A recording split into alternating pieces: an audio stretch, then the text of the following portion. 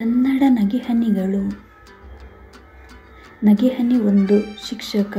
ಈಗ ಹಾವುಗಳು ಕಾಣಸಿಗುವುದು ಕಡಿಮೆಯಾಗಿವೆ ಏಕೆ? ಗುಂಡ: ಸರ್, ಹಾವುಗಳೆಲ್ಲ ಸೀರಿಯಲ್ ಮಾಡೋದ್ರಲ್ಲಿ ಬ್ಯುಸಿಯಾಗಿವೆ.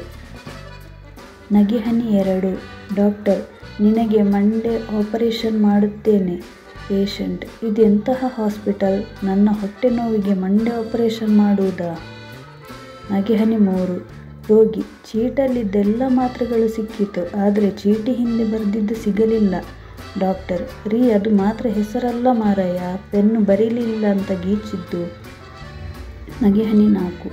ಮಗ: ಅಪ್ಪ, ನನಗೆ ದೂರದ ವಸ್ತು ಕಾಣಲ್ಲ, ಒಂದು ಕನ್ನಡಕ ಕೊಡಿಸು. ತಂದೆ ತಕ್ಷಣ ಮಗನನ್ನು ಹೊರಗೆ ಕರೆದು, ಅದು ಏನು? ಮಗ: ಅದು ಸೂರ್ಯ. ತಂದೆ: ಲೇ ಕತ್ತೆ, ಇನ್ನೂ ಎಷ್ಟು ದೂರ ನೋಡಬೇಕೋ? ನಗೆಹನಿ 5. ಗುಂಡ: ಯಾಕೋ ಪರೀಕ್ಷೆ ಬರೆಯೋದು ಬಿಟ್ಟು ಡ್ಯಾನ್ಸ್ ಮಾಡ್ತಾ ಇದ್ದೀಯಾ? ತಿಮ್ಮ: ನನ್ನ ಟೀಚರ್ ಹೇಳಿದ್ರು, ಗಣಿತ ಪರೀಕ್ಷೆಯಲ್ಲಿ ಪ್ರತಿ ಸ್ಟೆಪ್ಪಿಗೂ ಮಾರ್ಕ್ಸ್ ಇದೆ ಅಂತ. ಈ ವಿಡಿಯೋ ಇಷ್ಟ ಆದಲ್ಲಿ ನಮ್ಮ ಚಾನೆಲನ್ನು ಲೈಕ್ ಮಾಡಿ, ಶೇರ್ ಮಾಡಿ ಮತ್ತು ಸಬ್ಸ್ಕ್ರೈಬ್ ಮಾಡಿ.